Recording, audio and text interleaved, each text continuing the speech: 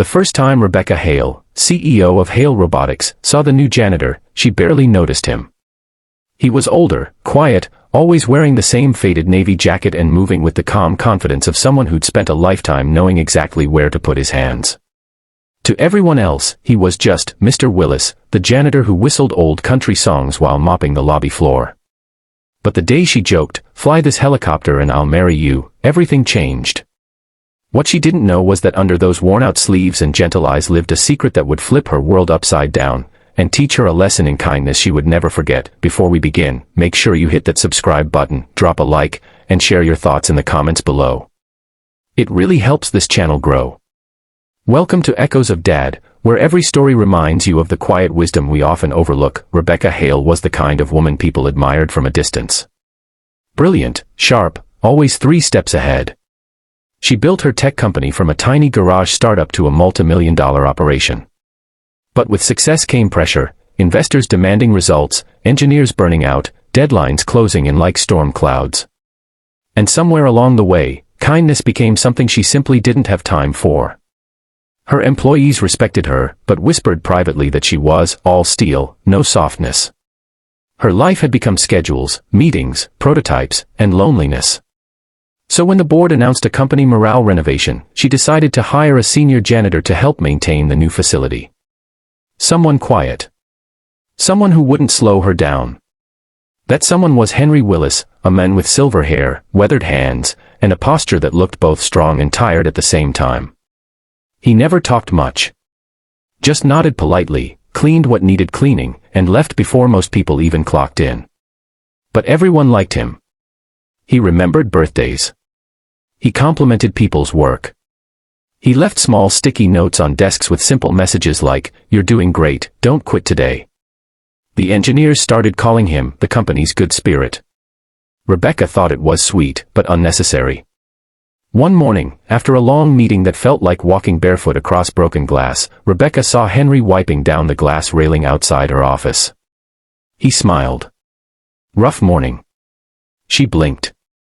No one ever asked her that. Just work, she said quickly, already turning away. He nodded softly. Work can be heavy. But heavy things get lighter when shared. It startled her how much those simple words stung, because she realized she didn't share anything with anyone anymore. Still, she brushed it off. A week later, the company held an employee appreciation day at a rented field outside the city. There were food trucks, music, and even a small demonstration of the company's latest robotics, autonomous drones and a compact training helicopter used for testing aerial control systems. Rebecca tried to mingle, but she felt strange, like a guest instead of the leader. All around her, people were laughing, joking, bonding. She felt, outside of it all. When she approached the helicopter, a small crowd had gathered, daring one another to sit in the pilot's seat.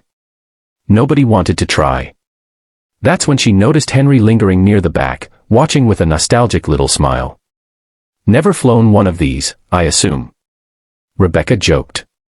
Henry raised an eyebrow. Not this model. She laughed. What, you fly helicopters in your spare time? He shrugged gently. I've flown a few. Her employees laughed, assuming he was joking, but Henry didn't smile. So Rebecca smirked and said the words that would come back to haunt her. Sure. Fly this helicopter, and I'll marry you. Everyone chuckled. It was just light teasing. Rebecca expected Henry to laugh it off. Instead, Henry stepped forward quietly, inspected the helicopter with almost professional precision, and said, "Do you mean it?" There was something in his voice, not arrogance, not humor, but a kind of calm certainty. She felt her stomach flip. Oh, I was kidding, she said awkwardly. Henry simply nodded. Ah. Then the sky can wait. But her engineers were whispering now. Does he actually know helicopters? Should we let him try? Maybe he worked in aviation. Rebecca felt a weird twist of curiosity. Fine, she said, trying to keep her tone light. Show us what you've got. Just don't break anything. Henry climbed in. He didn't move like a janitor. He moved like a man stepping back into an old life. His hands wrapped around the controls with a familiarity that made everyone fall silent. And in less than a minute, the helicopter rose smoothly, gracefully, lifting into the sky with perfect control. People gasped. Someone yelled, "No way!" Rebecca's jaw dropped so far she forgot to close it. Henry guided the helicopter through gentle circles, hovering effortlessly, then landed it as softly as if placing a feather on cotton. No one spoke. Henry stepped out, dusted off his jacket, and gave Rebecca a small smile. "Still want to marry me?" The crowd erupted in laughter, but Rebecca felt something different, something like shame mixed with awe. Who was this man? Later that afternoon, after the event ended, Rebecca found Henry cleaning up empty soda cans near the field. She walked over, feeling a knot in her throat. How did you learn to fly like that?" Henry paused, then rested both hands on the trash bag. "I wasn't always a janitor," he said quietly. He told her he had spent 30 years in the U.S. Air Force.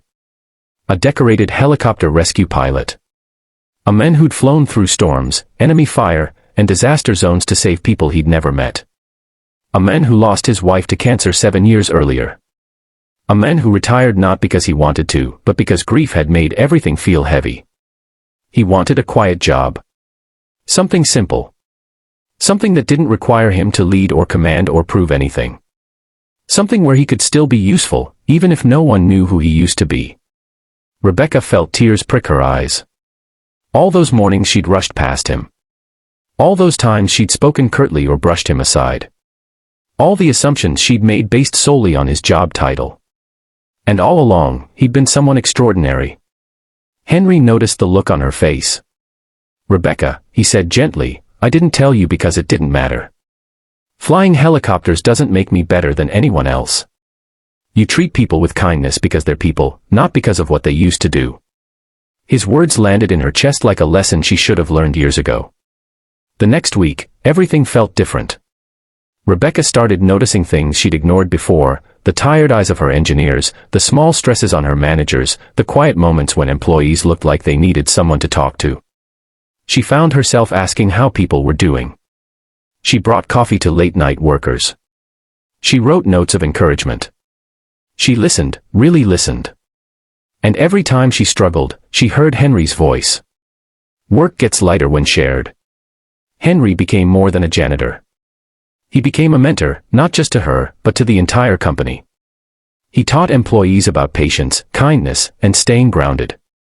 He shared stories about teamwork under pressure, about saving lives, about keeping calm when everything falls apart. People looked forward to seeing him. He became the heart of Hale Robotics, without ever asking for recognition. A few months later, the company hosted another event. This time, Rebecca asked Henry to co-present the helicopter demonstration. He agreed. When it was her turn to speak, Rebecca took a deep breath and said, "A while ago, I challenged someone here to fly this helicopter, and I learned a lot more than I expected. I learned that titles don't define us. Kindness does. And sometimes, the quietest people in the room carry the biggest stories." She looked at Henry, who smiled softly. Then she added, "And no, I'm not marrying him. He's way out of my league." The crowd roared with laughter. But Henry stepped closer and whispered just loud enough for her to hear. "You don't need to marry me. Just keep being kind.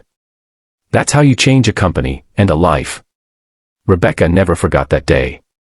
She went on to build not just a successful company, but a compassionate one, where people mattered more than profits, and kindness wasn't a weakness but a strength. And Henry? He kept working with the same quiet grace until the day he finally retired for good, leaving behind a company transformed by his presence. He never asked for applause. He never asked for thanks. He simply lived the way he believed. A small act of kindness can lift someone higher than any helicopter ever could. And maybe that's the real secret. That the greatest power any of us have isn't talent, or money, or titles. It's kindness. So as you go through your week, hold a door, send a message, listen a little longer, smile at a stranger. You never know whose life you might lift. Or what quiet hero might be standing right in front of you.